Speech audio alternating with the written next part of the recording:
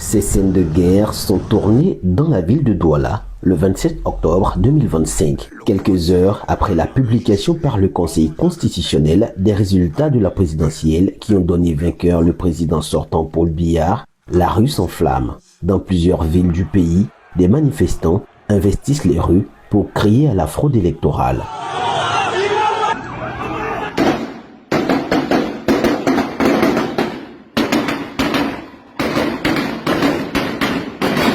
La réponse de la force armée est implacable. Des chars de guerre déployés en pleine capitale économique. En plus de l'armée régulière, on remarque des éléments du bataillon d'intervention rapide, l'unité d'élite de l'armée camerounaise. Des militaires déchaînés qui tirent sur la foule. Des arrestations violentes et humiliantes des manifestants. De manière générale, les images sont effroyables. Pour autant, la détermination des manifestants ne semble pas entamée. Ils bravent les balles, ils bravent la police, ils bravent l'armée. Dans le même temps, on a d'autres images. Cette fois, des éléments des forces de l'ordre qui, eux, refusent de s'en prendre aux manifestants. Bien au contraire, on assiste souvent à des scènes de communion entre le peuple et l'armée. Cela n'empêche pas, pour autant, le compteur du bilan de grimper. Un mort par ici, deux par là, impossible de faire un décompte exhaustif. Parallèlement, il existe un autre Cameroun. Ce Cameroun-là, c'est celui du camp présidentiel. Lui, il est dans la joie, il est dans la fête, il est même dans l'intrigue.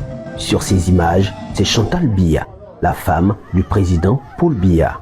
Au lendemain de l'annonce de la victoire du président sortant, elle exulte avec ses proches. Elle se réjouit de ce que l'opposition a été climatisée, entendez par là, battue à plat de couture. Cette autre scène est pratiquement lunaire. Cet homme, c'est Clément Atangana, le président du Conseil constitutionnel du Cameroun. Ce juge qui a proclamé quelques heures plus tôt Paul Biya vainqueur. Coupe de vin mousseux en main, il dit être content, que ses convives se réjouissent en même temps du travail qu'il a effectué et de la victoire de leur candidat Paul Biya.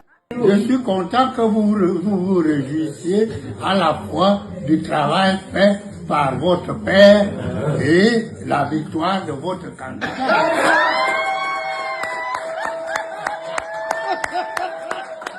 Aussi, il y a Paul Biya. Dans un message posté sur sa page Facebook, il affirme que ses pensées vont à tous ceux qui ont inutilement perdu leur vie du fait des violences post-électorales.